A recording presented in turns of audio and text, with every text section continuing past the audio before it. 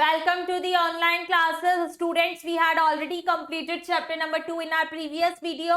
Today we will start chapter number 3. हमने हमारा chapter number 2 पहले ही पढ़ लिया था पिछले वीडियो में. आज हम हमारा चैप्टर नंबर 3 स्टार्ट करने जा रहे हैं जिसका नेम है स्पेशली एबल्ड. यानी कुछ ऐसे पर्सन्स आपने देखे होंगे जो कि क्या होते हैं, डिसेबल्ड होते हैं. यानी कुछ उनके अंदर डिसेबिलिटी होती है बॉडी के अंदर. ठीक है, या तो वो चल नहीं पाते, सुन नहीं पाते, देख नहीं पाते हैं, लिख नहीं सकते, उनके हाथ नहीं होते. ठीक है ना. तो कुछ ऐसे पर्सन्स होते हैं जो कि डिसेबल्ड होते हैं, उनको स्पेशली एबल्ड बोला जाता है. ठीक है, आपने अपनी लाइफ में देखा होगा कई ऐसे पर्सन्स को. अब हमारे इंडिया के अंदर कुछ ऐसे वर्ल्ड के अंदर ऐसे पर्सन्स हैं जो कि स्पेशली एबल्ड हैं यानी डिसेबल्ड हैं, जो कि उनके पास बॉडी के अंदर कुछ ना कुछ डिसेबिलिटी है, फिर भी उन्होंने अपना नेम जो है ऑल ओवर वर्ल्ड में फेमस किया है. क्लियर. अब इस चैप्टर में हम कुछ ऐसे पर्सन्स के बारे में पढ़ने जा रहे हैं. Dear friends, there are many people in the world who, in spite of their disabilities, have done so much and achieved a big name. यानी उनके अंदर कुछ न कुछ ऐसी डिसेबिलिटी है, फिर भी उन्होंने अपना बहुत नाम कमाया है. Name these great achievers with special abilities. उनके अंदर कुछ ना कुछ एक स्पेशल एबिलिटी है, उनके हमको यहाँ पे नेम बताने हैं. वो है डिसेबल्ड, लेकिन उनके अंदर कुछ ना कुछ स्पेशल एबिलिटी है. उन्होंने कुछ ऐसा काम किया है जिसके कारण वो पूरे वर्ल्ड फेमस हैं. ठीक है. First, an Indian Bharatanatyam dancer and a well known TV actress. एक इंडिया की बहुत ही फेमस भरतनाट्यम डांसर है, और ये जो लेडी है ये टीवी सीरियल में भी आती है, टीवी एक्ट्रेस है. She lost her right leg in an accident. उन्होंने अपना सीधा पैर एक एक्सीडेंट के अंदर खो दिया था.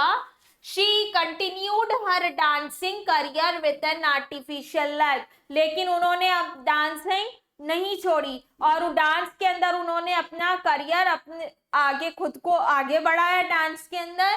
और उन्होंने क्या लगाया, खुद के एक आर्टिफिशियल लेग, नकली पैर लगाया. उस नकली पैर लगने के बाद भी उन्होंने खुद का डांसिंग करियर नहीं छोड़ा. तो वो कौन है? सुधा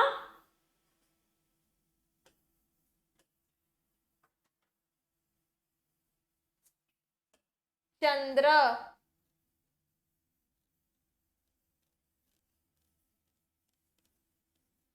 सुधा Chandra. Clear. Next one, considered as the greatest scientist of the 20th century after Einstein. ये वो पर्सन हैं जिनको 20वीं सदी का 20th सेंचुरी का साइंटिस्ट मानते थे. आइंस्टीन के बाद यही सबसे ज्यादा फेमस साइंटिस्ट थे. Nearly paralyzed, having no control on limbs, talking and teaching with a computer supported machine, compiling his words. ठीक है, ये वो पर्सन है जिनकी पूरी बॉडी क्या थी, पैरालाइज्ड थी. आप इन्हें देख सकते हो, इनकी पूरी बॉडी कैसी थी, पैरालाइज्ड हुआ था इनकी बॉडी में.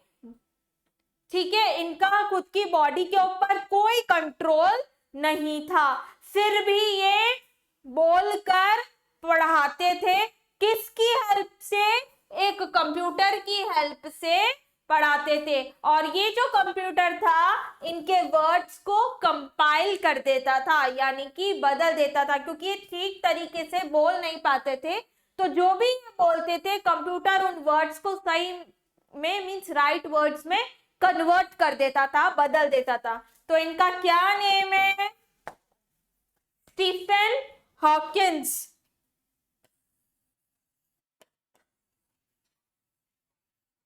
Stephen Hawkins.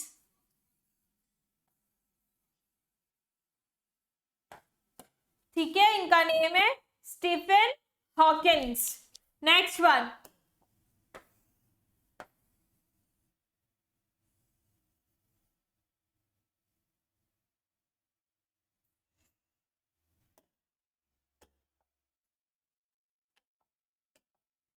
He was a German composer and musician. ठीक है, ये एक जर्मन कंपोजर थे, जर्मनी के एक कंपोजर थे। जर्मन कंपोजर, कंपोजर कंपोज करने वाला, चीज को बनाने वाला। एंड म्यूजिशियन, म्यूजिशियन ही मीन्स बजाने वाला, गाने वाला। He was a great pianist, pianist means piano बजाते थे ये। He started becoming deaf at the age of 26 years, और 26 साल की उम्र में ये डेफ हो चुके थे। In spite of being completely deaf for 25 years, so he created the greatest work of music. Deaf means andha, dumb means he was a German composer and musician. He was a great pianist. He started becoming deaf at the age of 26 years. और 26 साल की उम्र में ये पूरी तरीके से बहरे हो चुके थे। In spite of being completely deaf for 25 years, 25 साल तक ये सुन सकते थे, उसके बाद क्या हो गए थे, ये बहरे हो गए थे। He created the greatest work of music, लेकिन इन्होंने म्यूजिक इंडस्ट्री के अंदर अपना बहुत नाम कमाया। इनका नेम क्या है, Ludwig van Beethoven. Ludwig, LUD, Ludwig van Beethoven, BETHVEN,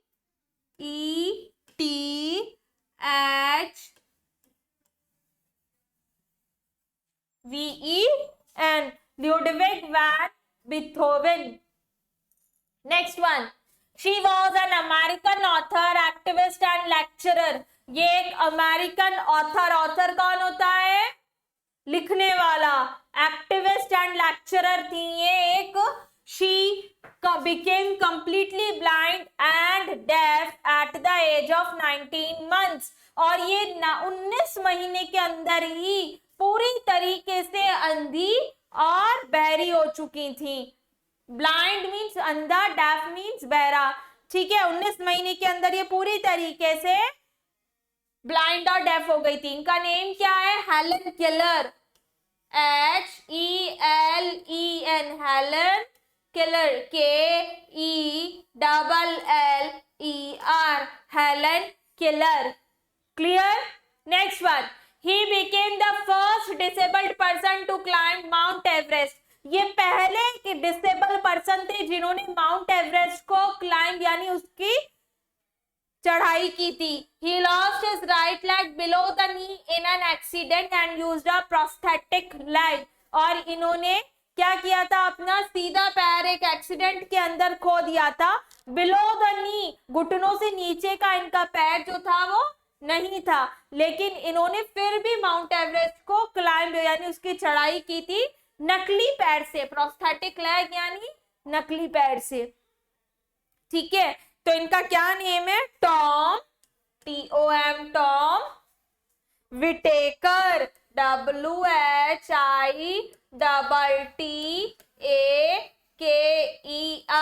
Tom Whittaker. Clear? Next one,